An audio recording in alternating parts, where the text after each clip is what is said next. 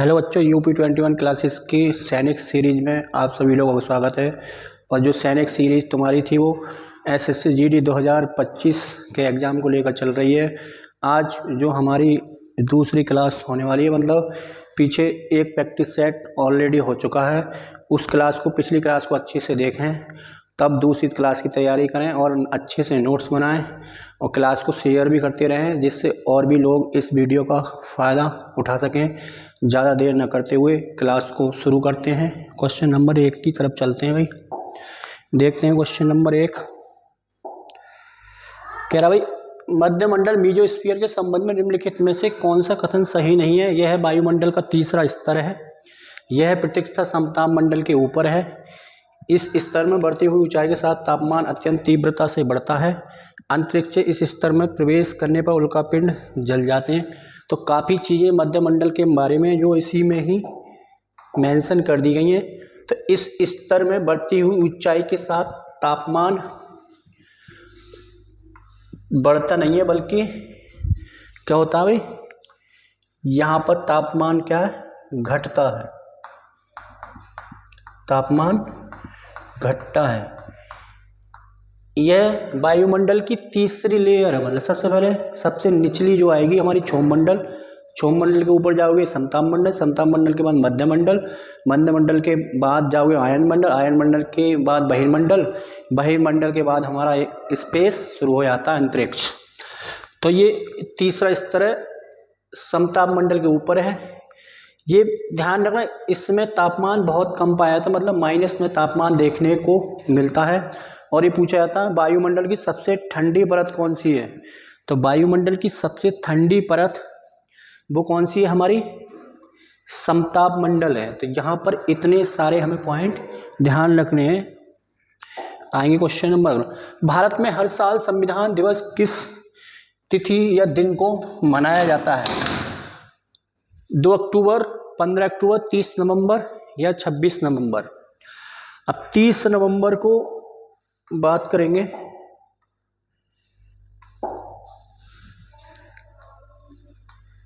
अंतर्राष्ट्रीय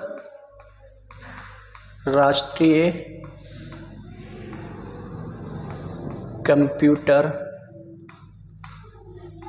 सुरक्षा दिवस, ये कब मनाया जाएगा, 30 नवंबर को अंतर्राष्ट्रीय कंप्यूटर सुरक्षा दिवस। तो यहाँ पर हमारा 26 नवंबर को मनाया था संविधान दिवस। अन्य दिवस और क्या ध्यान रखने हमें, अन्य दिवस के बारे में आएंगे भाई। देखो नवंबर के और कौन कौन से हैं। एक दिवस हमारा 11 नवंबर, एक हमें ध्यान रखना है 15 नवंबर, एक ध्यान रखना है हमें 16 नवंबर, एक ध्यान रखना है हमें 19 नवंबर। अब देखो यहाँ पर हमें पहला जो ध्यान रखना है, 11 को राष्ट्रीय शिक्षा दिवस मनाया जाता है। ये शिक्षा दिवस मनाया जाता है। पूछा जाता है किसकी स्मृति में मनाया जाता है, तो अबुल कलाम, मौलाना अबुल कलाम आज़ाद, मौलाना अबुल कलाम आज़ाद की स्मृति में मनाया जाता है। लेकिन पूछा जाता है अंतर्राष्ट्रीय शिक्षा दिवस को आपको कमेंट में लिख के बताना है, अंतर्राष्ट्रीय शिक्षा दिवस किस तिथि को मनाया जाता है। 15 नवंबर जनजातीय गौरव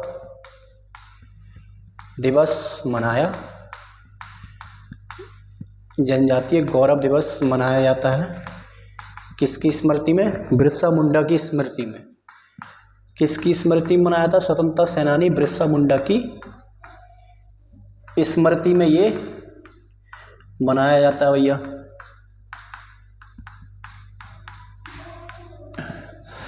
बिरसा मुंडा के नाम पर ही उड़ीसा के रायरकेला में एक बिरसा मुंडा अंतर्राष्ट्रीय हॉकी स्टेडियम का निर्माण किया गया। जो कि भारत का सबसे बड़ा हॉकी स्टेडियम होगा राउरकेला उड़ीसा में। पूछा जाता है बिरसा मुंडा हॉकी स्टेडियम कहाँ पर है, राउरकेला उड़ीसा में। तो यहाँ से एक पॉइंट और ध्यान रखना है, जनजातीय गौरव दिवस। फिर आता है 16 नवंबर। 16 नवंबर को राष्ट्रीय प्रेस दिवस के रूप में मनाया जाता है। 19 नवंबर से क्या याद रखना है, विश्व शौचालय दिवस। कौन सा, विश्व शौचालय दिवस जो मनाया जाता है वो मनाया जाता है 19 दिसंबर को। तो ये कुछ दिवस हमें ध्यान रखने हैं। चलते हैं भाई आगे क्वेश्चन पर।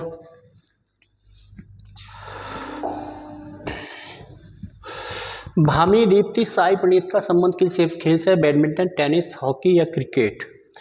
तो भामी दीप्ति साई प्रणीत ये है बैडमिंटन से संबंधित। और खिलाड़ी कौन कौन से हैं, नितेश कुमार का हमें ध्यान रखना है,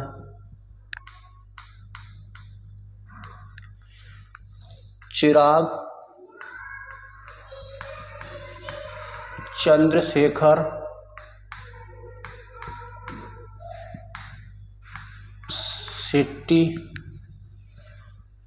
शेट्टी का नाम ध्यान रखना।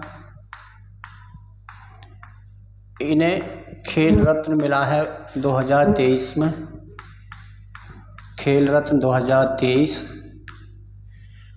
अर्जुन पुरस्कार 2020 में मिला है भैया इन्हें, अर्जुन पुरस्कार इनका ध्यान रखना 2020 में। फिर और क्या ध्यान रखना भैया, पारुपल्ली कश्यप का ध्यान रखना है, पारुपल्ली कश्यप। फिर ध्यान रखना भैया लक्ष्य सेन का नाम रखना है याद। एक नाम रखना है किदाम्बी श्रीकांत का नाम रखना, किदाम्बी श्रीकांत। फिर ध्यान रखना एक साइना नेहवाल का नाम रखना, साइना नेहवाल। देखो ये फेमस खिलाड़ी है बैडमिंटन, साइना नेहवाल। पीवी सिंधु का नाम रखना है भैया यार, पीवी सिंधु। अस्मिता चलिहा का नाम याद रखना है। फिर एक नाम ध्यान रखना अश्वनी पोनप्पा का नाम ध्यान रखना, अश्वनी पोनप्पा का नाम ध्यान रखना। तो ये कुछ हमें इम्पोर्टेंट नाम ध्यान रखने बैडमिंटन से पूछे थे। नितेश कुमार, चिराग चंद्रशेखर शेट्टी, पारुपल्ली कश्यप, लक्ष्य किदाम्बी श्रीकांत, साइना नेहवाल, पीवी सिंधु, अस्मिता चलिहा, अश्वनी पोनप्पा। तो भामी दीप्ति साई प्रणीत का संबंध किससे, बैडमिंटन से संबंधित है। चलेंगे क्वेश्चन नंबर आगे। निम्नलिखित में से कौन सा कथन गलत है, विश्व साक्षरता दिवस 1990, अंतर्राष्ट्रीय जैव विविधता वर्ष 2010, अंतर्राष्ट्रीय वन वर्ष 2011, अंतर्राष्ट्रीय मृदा वर्ष 2019। तो यहाँ पर ये डी वाला हमारा गलत है। तो यहाँ पर जो होगा हमारा अंतर्राष्ट्रीय मृदा वर्ष जो घोषित किया गया है वो किया गया है 2015 को। तो यहाँ पर ये अंतर्राष्ट्रीय वर्ष वाला जो टॉपिक है इसे भी कवर करते चलेंगे, यहाँ से क्वेश्चन पूछे जाते हैं पेपर में। निम्नलिखित में से किसने भारत छोड़ो आंदोलन के दौरान बम्बा के ग्वाली टैंक मैदान में भारतीय राष्ट्रीय कांग्रेस का ध्वज फहराया था। जोहरा सहगल, वॉली वुड की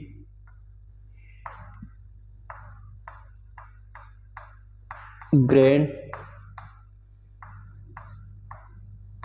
ओल्ड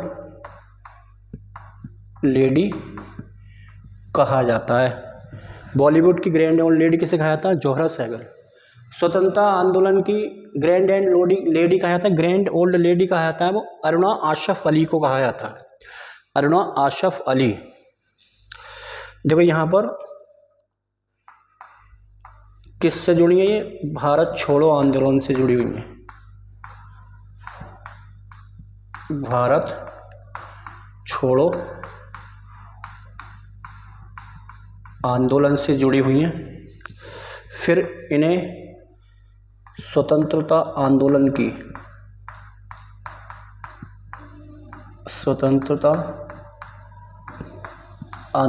की ग्रैंड ओल्ड लेडी के रूप में जाना जाता है। तो स्वतंत्रता आंदोलन की ग्रैंड ओल्ड लेडी कौन है? अरुणा आसफ अली। भारत छोड़ो आंदोलन से संबंधित हैं। बॉलीवुड की ग्रैंड ओल्ड लेडी कौन है भैया? जोहरा सहगल। ये एनटीपीसी में तुम्हारा क्वेश्चन पूछा गया है। कनकलता बरुआ जो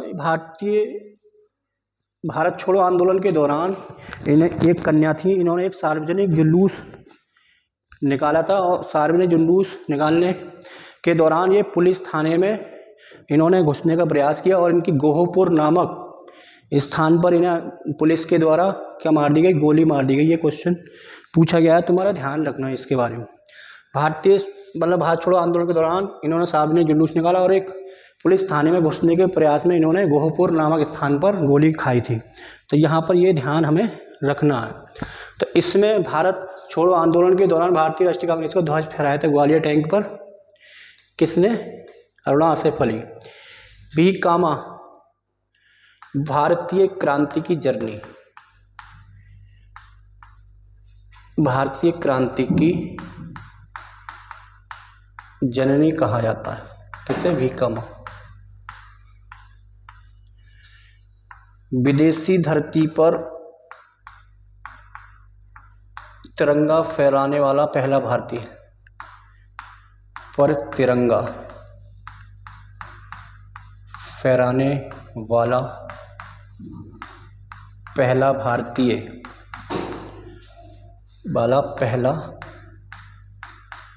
भारतीय कौन है? मैडम भीकाजी कामा। ये भीकामा इन्हें भारतीय क्रांति की जननी। और इनसे क्या ध्यान रखना है? इन्होंने कब फहराया था?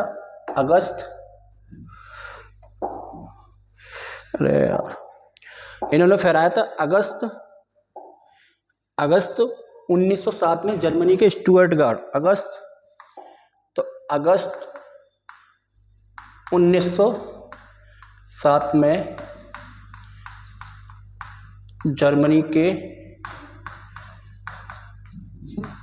स्टुटगार्ट में इन्होंने फहराया था। तो इससे रिलेट करके ये पॉइंट है, लेकिन इसका जो आंसर था अरुणा आसिफ अली। पीछे स्लाइड में पता नहीं क्या हो गया, ये सारे गड़बड़ हो गए। तो ये ध्यान रखनी है भाई, सही है। स्लाइड पर आगे ध्यान रखना। विदेशी भूमि पर तिरंगा फहराने वाला पहला भारतीय भीकाजी, इसे भारतीय क्रांति जननी कहा था। और लक्ष्मी सहगल, मतलब ये जोहरा सहगल के बारे में ध्यान। गलत विकल्प चुने। ISA instruction set architecture, IS Indian administrative service, GST goods and services taxes, non council for teacher education. तो इसमें जो गलत है हमारा वो है NCT। यहाँ पर नॉन नहीं होगा, बल्कि क्या होगा इसकी जगह? नेशनल होगा। क्या होगा?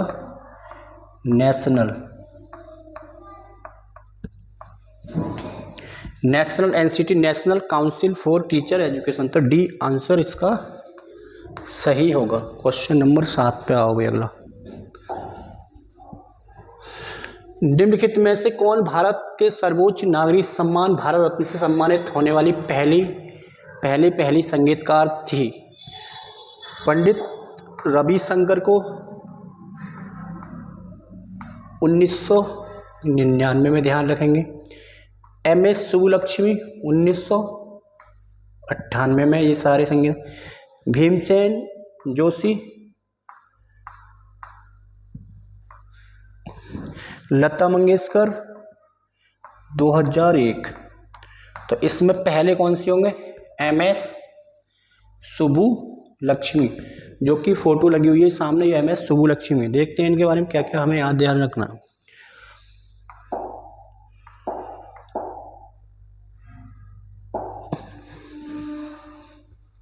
इनका पूरा नाम है भाई मदुरै, मदुरै की रहने वाली है भैया, मदुरै शक बिलावदबू सुब्बुलक्ष्मी, इन्हें MS सुब्बुलक्ष्मी, सुब्बुलक्ष्मी बोलते हैं हम शॉर्ट में भाई। कहाँ की है ये पूछा गया है, मदुरै तमिलनाडु की हैं। कहाँ की है, मदुरै। MS सुब्बुलक्ष्मी मदुरै तमिलनाडु से संबंधित है, तो ये ध्यान रखना है। इनका संबंध किससे, कर्नाटक संगीत से संबंधित है। कौन सी संगीत से, कर्नाटक संगीत, कर्नाटक संगीत से संबंधित है। फिर इन्हें कर्नाटक संगीत की रानी भी कहा जाता है, कर्नाटक संगीत की इन्हें रानी भी कहा जाता है। और क्या भैया इसके ध्यान रखना।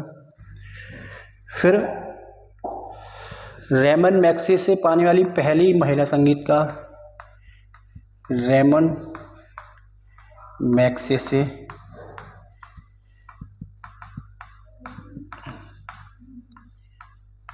पाने वाली कब मिला, 1974 में। तो रेमन मैग्सेसे पुरस्कार पाने वाली संगीतकार कौन है भाई, तो उसका हम ध्यान रखेंगे। कौन है भाई, MS सुब्बुलक्ष्मी पहली महिला संगीतकार हैं।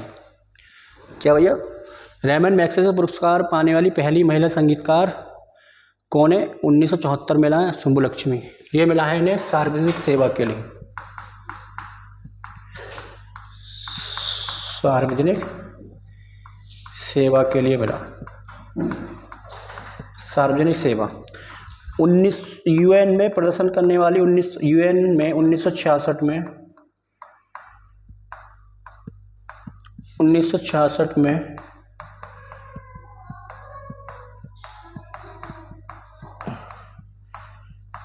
अपने संगीत का प्रदर्शन करने वाली पहली महिला संगीतकार ने वाली महिला कौन है भैया, MS सुब्बुलक्ष्मी। तो यहाँ से इतने ध्यान रखना, मदुरै तमिलनाडु कर्नाटक संगीत की रानी भी है, तो रेमन मैग्सेसे 1974, 1966 में UN में अपने संगीत का प्रदर्शन करने वाली महिला है ये। तो ये हमारे 3 से 4 पॉइंट हमें ध्यान रखने हैं। चलते हैं भाई अगले क्वेश्चन की तरफ।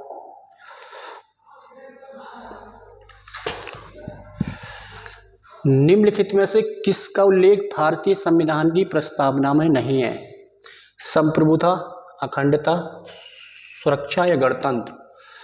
तो इसमें किस के बारे में बात नहीं की गई है, सुरक्षा के बारे में बात की गई नहीं की गई है।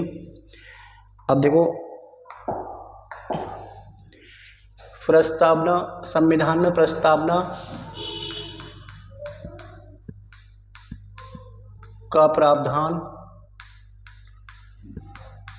जो है USA के संविधान से लिया गया, ये ध्यान रखना भाई। इसे पेश कब किया गया, नेहरू जी के द्वारा पेश किया गया संविधान सभा की तीसरी बैठक में 13 दिसंबर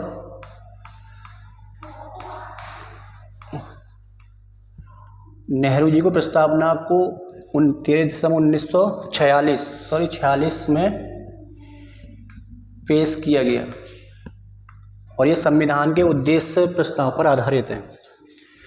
फिर इसे अपनाया कब गया भाई, अपनाया 22 जनवरी 1947 को इसे अपनाया गया, ये ध्यान रखना भाई। तो ये ध्यान रखना, भारतीय संविधान की प्रस्तावना में कितनी बार संशोधन किया गया, एक बार। कौन सा, 42वां संविधान संशोधन 1976 में। तो यहाँ पर क्या क्या जोड़े गए? 3 शब्द जोड़े गए। कौन कौन से? 3 शब्द यहाँ पर जोड़े गए, समाजवादी, धर्मनिरपेक्ष और अखंडता। 3 शब्द जोड़े गए। देखो, एक तो समाजवादी जोड़ा गया, समाजवादी, धर्मनिरपेक्ष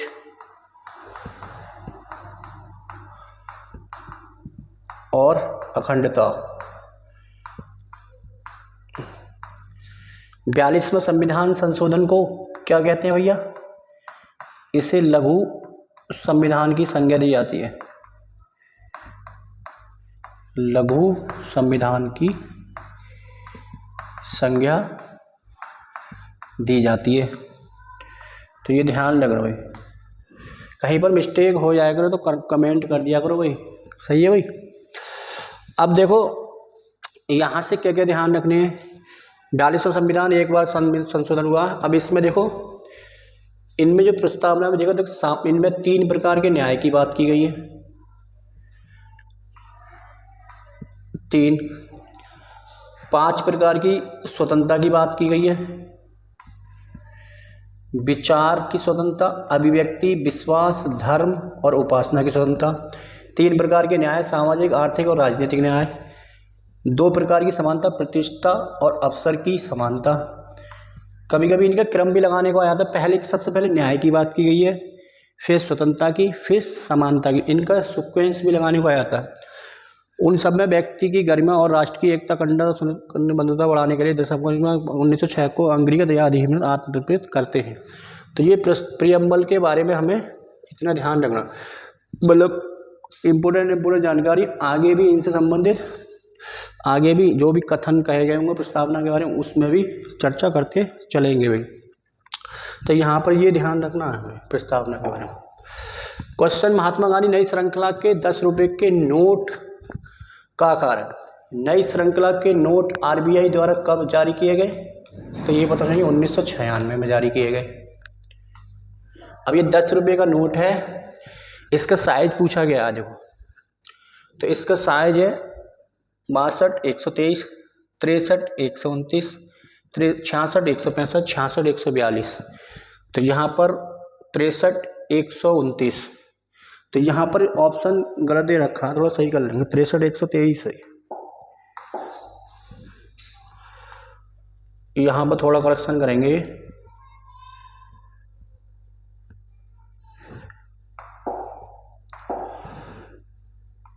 तो 63, 123, तो ये आंसर होगा।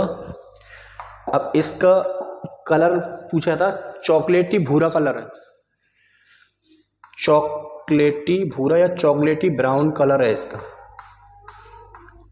चॉकलेटी भूरा। अब देखो 3 तरीके के नोट से क्वेश्चन पूछे जाएंगे। इसका आकार, आकृति, कौन सा चित्र छपा हुआ है? तो कोणार्क का सूर्य मंदिर दिख रहा है सामने, कोणार्क सूर्य मंदिर का चित्र इस पर अंकित है, जो कि दिख रहा है भाई। एक आध 2 नोट के बारे में और देख लो भाई, धीरे धीरे करें। 10 का कर लिया, 20 का 63, 129, 63 गुणा 129। इसका कलर है हरा सा पीला,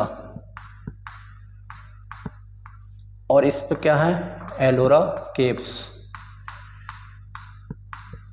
क्या है?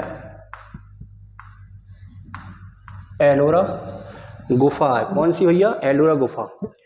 फिर आता 66, 135, 66, 135।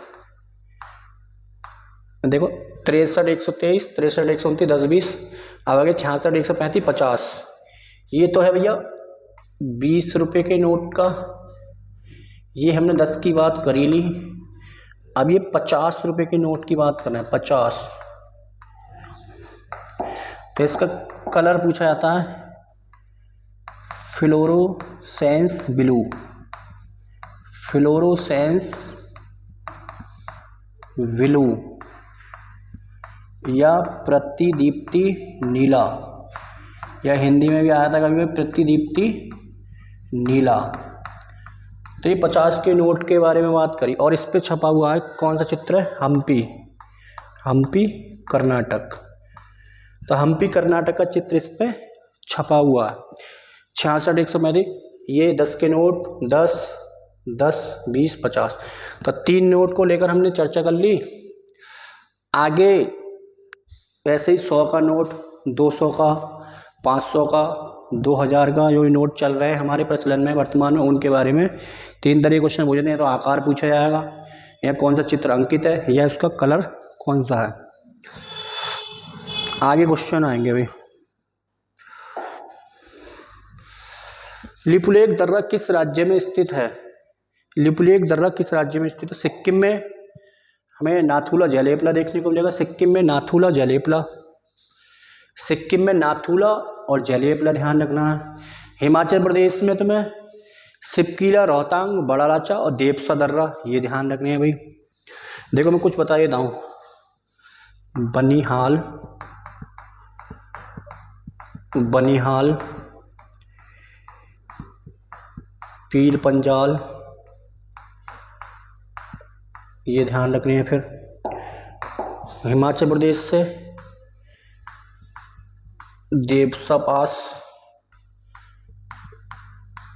रोहतांग, सिप कीला, सिप कीला। सिक्किम से भैया क्या ध्यान रखना है, नाथुला, नाथुला और जय लेपला। अब इसमें आंसर कौन सा? उत्तराखंड। उत्तराखंड में एक दर्रा पूछा जाता है, कौन सा दर्रा? गंगोत्री के उत्तर में स्थित है। एक मुलिंगला पास है, मुलिंगला, मुलिंगला।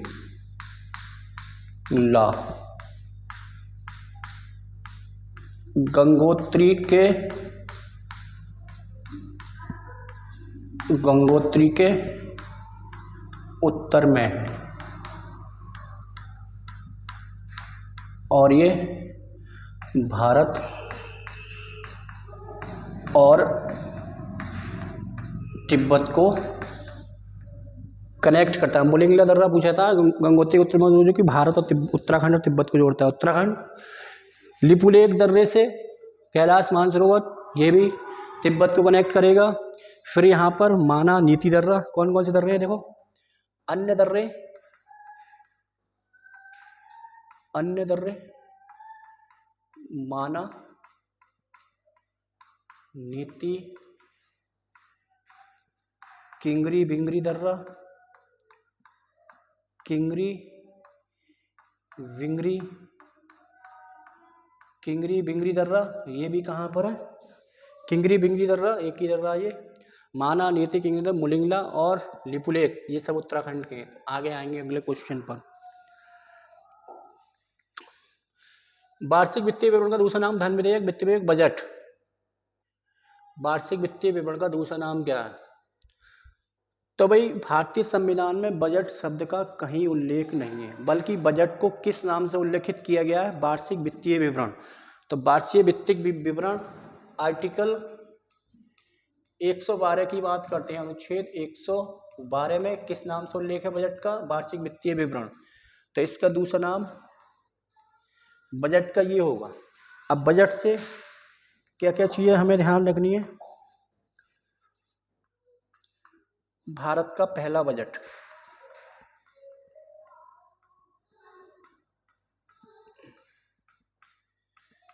भारत का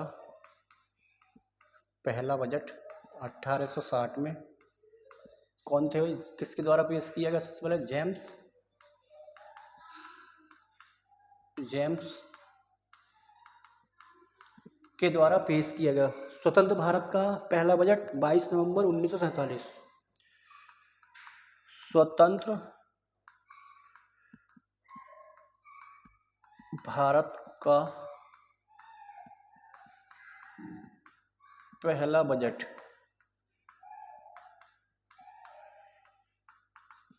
षणमुगम, ये स्वतंत्र भारत के पहले वित्त मंत्री भी थे, षणमुगम चेट्टी। ये भारत के पहले वित्त मंत्री थे और 26 नवंबर 1947, 26 नवंबर 1947 को पेश किया गया। गणतंत्र भारत का पहला बजट, गणतंत्र भारत का पहला बजट, पहला बजट गणतंत्र भारत का पहला बजट जो पेश किया गया 28 फरवरी जॉन मथाई के द्वारा, जॉन मथाई के द्वारा 28 फरवरी। बजट पेश करने वाली पहली महिला,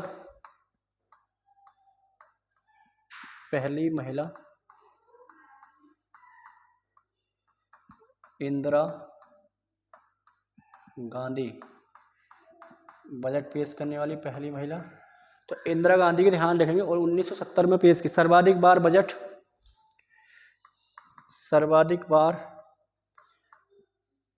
बजट मोरारजी देसाई, सर्वाधिक बार बजट किसने भाई? मोरारजी देसाई।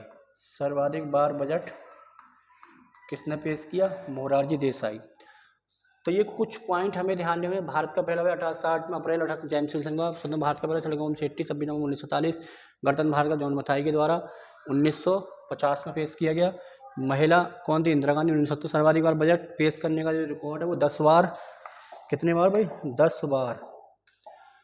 कौन है? मोरारजी देसाई। आगे आएंगे क्वेश्चन पे।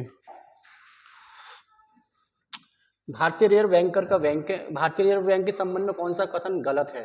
असंगत कथन का चयन करना। भारतीय रिजर्व बैंक बैंकर का बैंक है। भारतीय रिजर्व बैंक सरकार का बैंकर है। भारतीय रिजर्व बैंक देश की विदेशी मुद्रा का संरक्षक है। भारतीय रिजर्व बैंक केंद्र सरकार के लिए वार्षिक बजट तैयार करता है। केंद्र सरकार के लिए वार्षिक बजट आरबीआई थोड़ी करेगा, वित्त मंत्रालय के अंतर्गत आने वाला आर्थिक मामलों का विभाग। तो भारत का बजट कौन करता है? वित्त मंत्रालय के अधीन एक आता है आर्थिक मामलों का विभाग, उसके द्वारा बजट को तैयार किया जाता है। तो यह आंसर होगा, इतना ध्यान रखो। निम्नलिखित में से कौन भारत की पहली ट्रांसजेंडर चुनाव राजदूत बनी है? सत्य श्री शर्मिला, आरती शाह, प्रतिका यशनी। कौन है भैया? प्रतिका यशनी।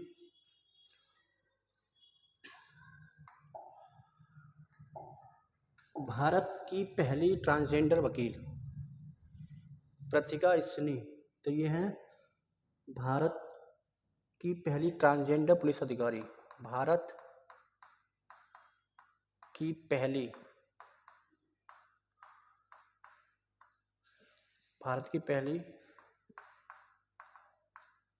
ट्रांसजेंडर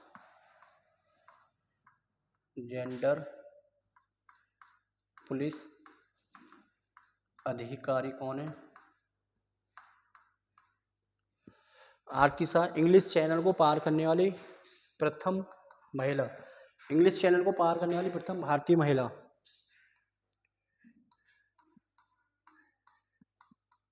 इंग्लिश चैनल को पार करने वाली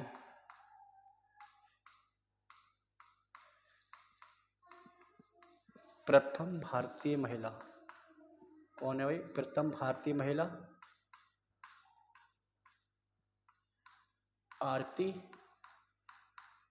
भारत की पहली ट्रांसजेंडर वकील, भारत की पहली ट्रांसजेंडर वकील, ट्रांसजेंडर वकील। तो इसमें क्वेश्चन पूछे गए हैं यूपी, ये वाला तो यूपीएसआई 2019 में पूछा गया है, और ये वाला क्वेश्चन तुम्हारा एसएससी जीडी में भी पूछा गया। ये वाला मतलब ये वाला नीचे वाला, और ये भी पूछे जाते हैं। फिर पूछा ज्योतिता मंडल, भारत की पहली ट्रांसजेंडर जज, भारत की पहली ट्रांसजेंडर जज जोईता कौन है? जोईता मंडल। कौन है? जोईता मंडल। तो ये इस क्वेश्चन का आंसर होगा गौरी सावंत, भारत की पहली ट्रांसजेंडर चुनाव राजदूत।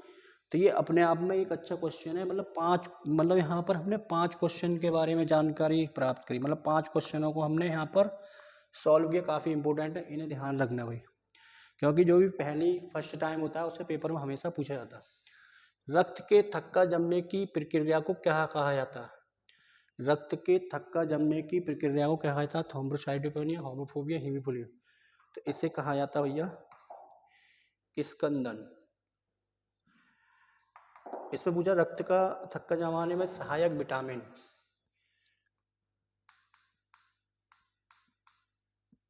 सहायक विटामिन, विटामिन के। धातु, धातु हमारी क्या होगी?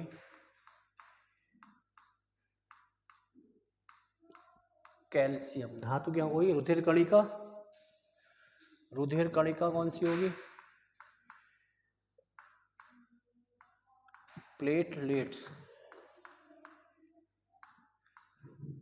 प्लेटलेट्स या जिन्हें बिम्बाणु भी कहा जाता है। रक्त का प्रोटीन, रक्त का प्रोटीन किस नाम? रक्त का प्रोटीन जो होता है उसे कहते हैं हीमोग्लोबिन। रक्त का प्रोटीन, रक्त का प्रोटीन हीमोग्लोबिन,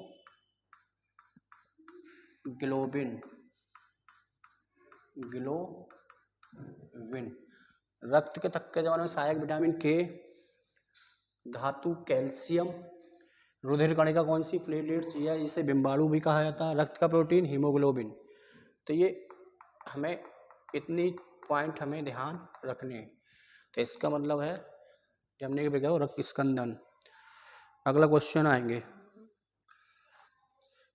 मैलिक अम्ल में सबसे अधिक मात्रा में पाया जाता है अदरक, नींबू, सेब, इमली। तो यहाँ पर ये पाया जाता है भैया सेब में पाया जाता है, सेब में। अब कुछ अम्ल के हम नाम देख लेंगे भाई, जैसे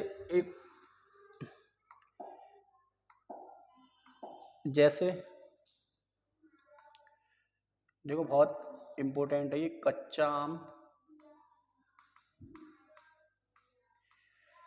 अंगूर और इमली। एक इसमें पूछा जाता है हमसे टमाटर और पालक। फिर टमाटर और पालक में कौन सा पाया जाता है? एक ये ध्यान रखना है भैया, ये ध्यान रखना। फिर हमें ध्यान रखना है नारियल तेल, नारियल के तेल में कौन सा पाया जाता है?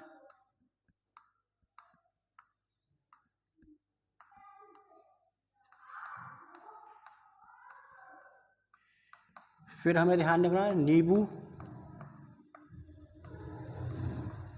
और संतरा में कौन सा पाया जाता है भैया? संतरा में। और सिरका में कौन सा पाया जाता है भैया? सिरका में,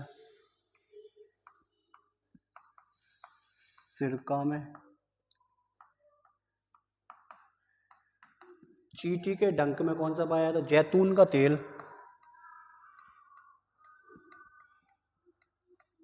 जैतून का तेल में कौन सा पाया जाता है भैया?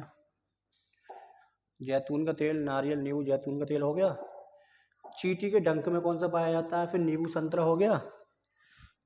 चींटी में कौन सा पाया जाता है? चींटी के डंक में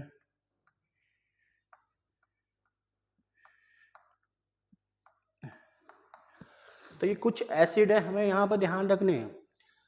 कच्चा आम अंगूर में टारटरिक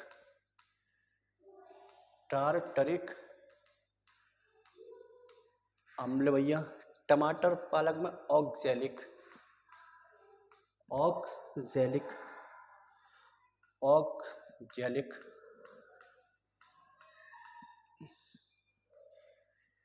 नारियल के तेल में लॉरिक एसिड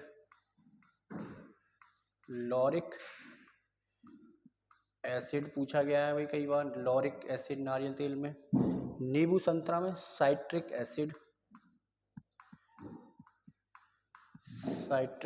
अम्ल। सिरका में एसिटिक एसिड सिरका में पाया जाएगा भैया। ऑलिक जैतून का तेल में ऑलिक एसिड।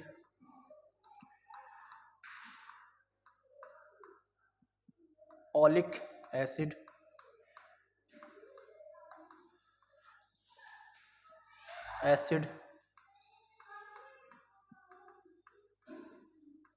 Oleic acid. चींटी के डंक में फॉर्मिक एसिड या इसे मेथोनोइक अम्ल भी कहेंगे, या इसे कहते हैं मेथोनोइक।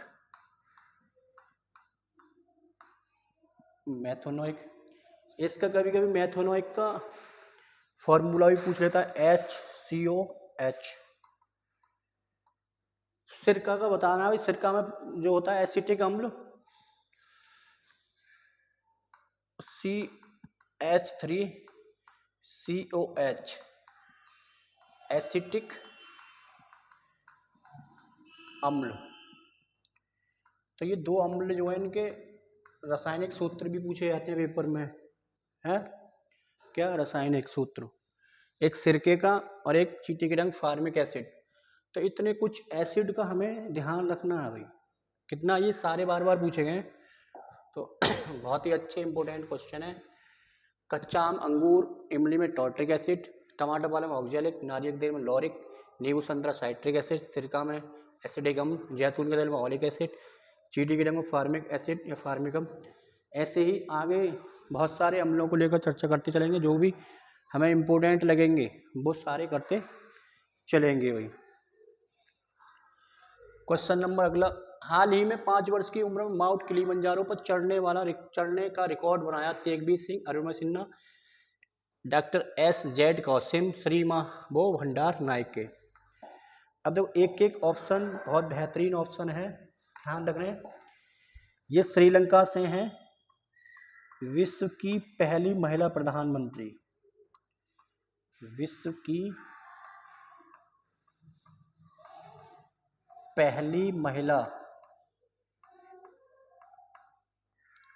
PM कौन है? श्री मावो भंडार नायक के, श्रीलंका देश से हैं। तो आज के क्वेश्चन अच्छे लग रहे होंगे। डॉक्टर SZ कासिम, इन्होंने अंटार्कटिका पर भारत के पहले अभियान का सफलतापूर्वक नेतृत्व किया था। अंटार्कटिका में जो भारतीय दल गया था उसका सफलतापूर्वक जो नेतृत्व करने वाले थे ZA कासिम। कौन? SZ कासिम। इन्होंने वहाँ पर रहेगा 1921 से लेकर 88 तक बर्फीले महाद्वीप में 7 अन्य अभियानों को निर्देशित और संचालित करने का काम किया था। तो ध्यान रखना, अंटार्कटिका पर जो भारत का पहला दल गया था उसके नेतृत्वकर्ता कौन थे? SZ कासिम। अरुणिमा सिन्हा, एवरेस्ट पर चलने वाली दिव्यांग महिला। इनकी एक बुक पूछी जाती है, बॉर्न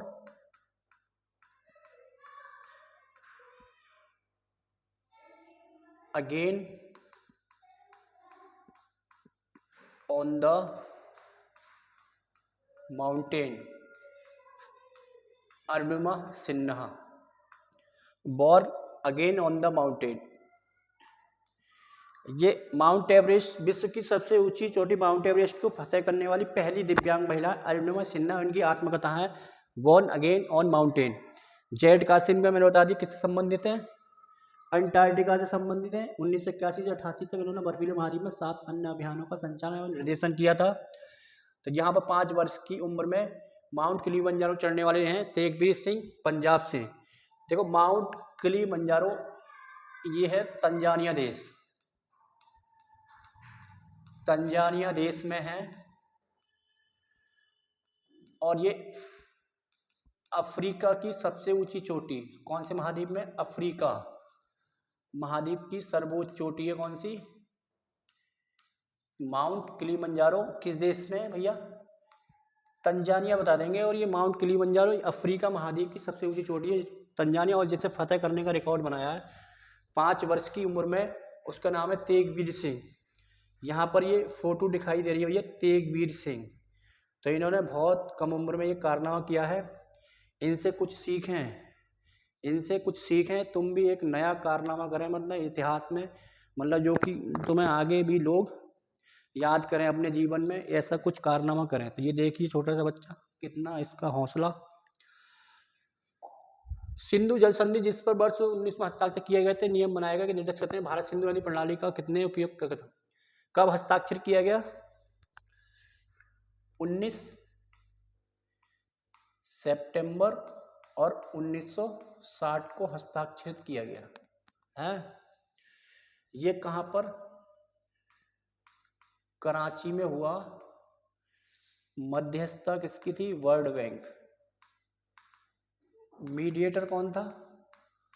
वर्ल्ड बैंक ने, वर्ल्ड बैंक था यहाँ पर। कौन मीडिएटर की भूमिका, मतलब बीच में इनमें कौन था मध्यस्थता में? World bank. कराची जो है 1960 के दशक में ही कराची जो है क्या थी? पाकिस्तान की, मतलब पाकिस्तान की राजधानी थी 1960 तक। कौन सी? कराची पूछा था। 1960 तक पाकिस्तान की राजधानी कराची थी, लेकिन वर्तमान में कौन सी है? इस्लामाबाद। तो ये ध्यान रखना है मध्यस्थता की भूमिका। और यहाँ पर जो हस्ताक्षर किए गए भारत की तरफ से जवाहरलाल नेहरू, लाल नेहरू, और पाकिस्तान की तरफ से अयूब। अब इसमें जो पश्चिम की 3 नदियां जो थी, सिंधु, झेलम, चिनाब, इसमें पाकिस्तान को दिया गया 80%, भारत को दिया गया 20%। एक तरीके से ये पाकिस्तान द्वारा शासित नदी है।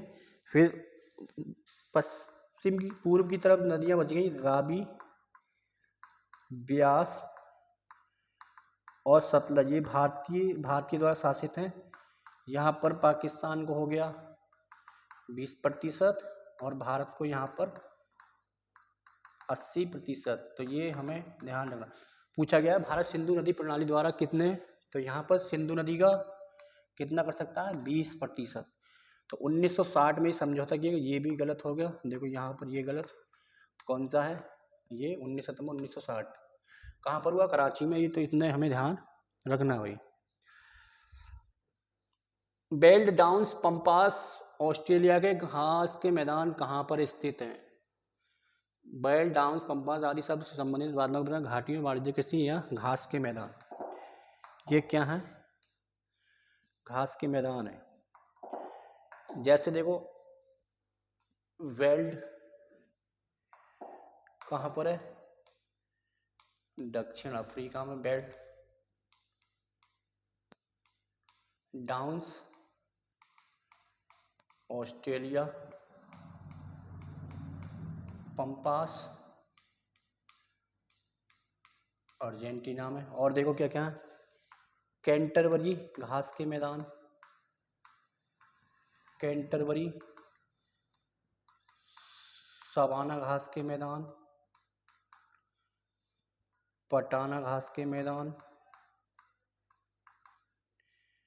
प्रेरी घास के मैदान, प्रेरी सेल्वास, प्रेरी सवाना या प्रेरी सेल्वास। अब देखो यहाँ पर लानोज, कैंपोश,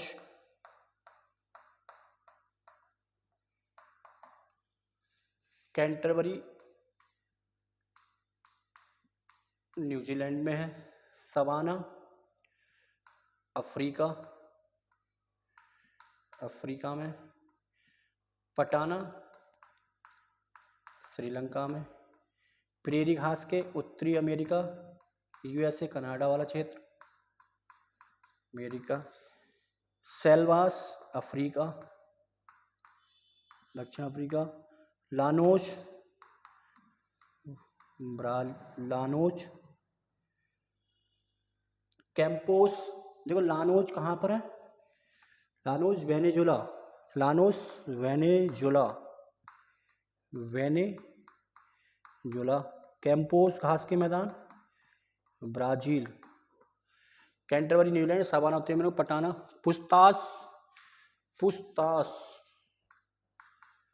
पुस्तास, ये और ध्यान रखना, हंगरी। पुस्तास घास के मैदान हंगरी है, जिसकी राजधानी बुडापेस्ट है, उसकी बात कर रहे हैं। सवाना, पटाना, ये सब ध्यान रखना। डाउन्स, पंपास, पटाना, ये बहुत इंपॉर्टेंट घास के मैदान देखेंगे। लास्ट क्वेश्चन, निम्न में से किस देश में क्योकराडोंग नाम की सबसे ऊंची चोटी है? श्रीलंका की माउंट पेड्रो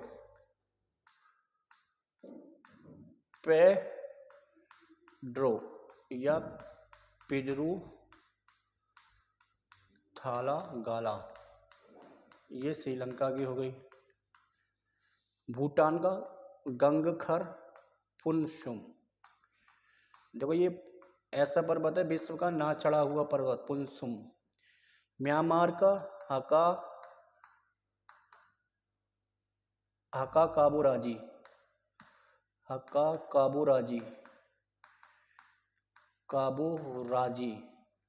कहाँ का? म्यांमार। तो बांग्लादेश का हो गया क्याकराडोंग। नेपाल की तुम्हें बताइए माउंट एवरेस्ट। म्यांमार का हो गया। अफगानिस्तान की सबसे ऊंची चोटी नौशाख, और पाकिस्तान की सबसे ऊंची चोटी त्रिच मिर। म्यांमार की, ये सारे हमने पड़ोसी देशों की चोटियाँ पढ़ ली, तो मतलब ये यहाँ पर आंसर हमारा डी वाला है। तो आज की क्लास कैसी लगी एक बार कमेंट जरूर करें, और अच्छे से मतलब क्लास को देखें, बढ़िया से मतलब नोट्स बनाएं, क्लास को शेयर भी करते रहें। अगले प्रैक्टिस सेट 3 के साथ जल्द मिलेंगे। तब तक के लिए जय हिंद, जय भारत। अपना ख्याल रखें और तैयारी बढ़िया से करें।